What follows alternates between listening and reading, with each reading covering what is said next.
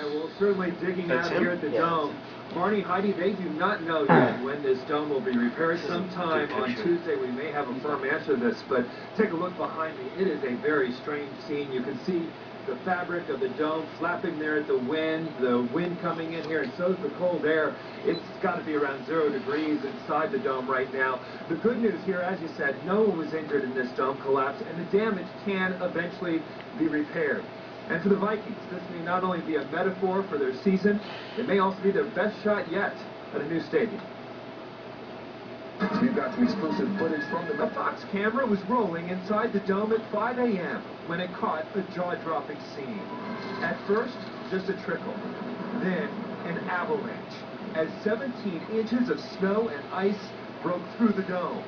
Just 7 hours before kickoff. I couldn't imagine 65,000 people here, and all of a sudden this thing collapses. So just blow the roof off this thing now and let's get it going.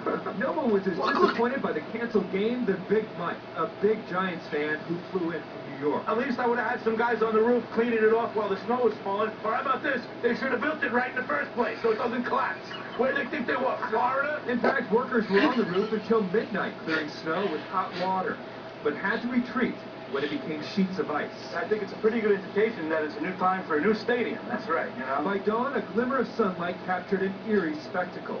3 of the dome's Teflon and fiberglass fabric panels had ripped apart, drooping down like frayed curtains blowing in a haunted house, the wind on field even turning the fans. It's a structural failure for the dome, but it's not the first. Back in 1981, before construction was even completed, a foot of snow deflated the dome.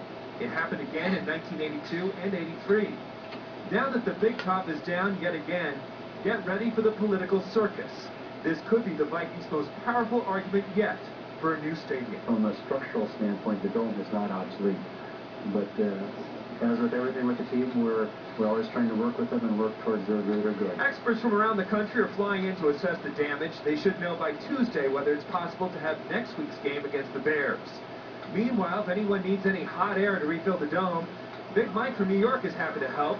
He's got nowhere else to go. If they would have picked St. Louis, we could have drove there. If they would have picked Indianapolis, we could have drove there. If they could have picked Mars, I would have took a spaceship and got there. On the stadium issue, Vikings Vice President Lester Bradley released a statement late this evening saying the Vikings' main concern is the safety of fans and those working at the Metrodome. Fortunately, there were no injuries, adding it's not appropriate to discuss the new stadium issue today. Those conversations will happen in due time, and chances are they will happen sooner than later. Keep in mind that the Vikings' lease expires next year, and those talks for a new stadium will certainly heat up during this next legislative session. It is worth noting that the original design capacity for this dome was about 20 years. Also worth noting, the dome is 28 years old. Heidi, Marnie? So, Tom, I have to say, I mean, it seems like no surprise that obviously there are a lot of people already talking about whether or not this is going to mean a new stadium. In fact, we're talking with someone a little bit later in the show about that very issue. The Vikings organization, I mean, they had to expect that.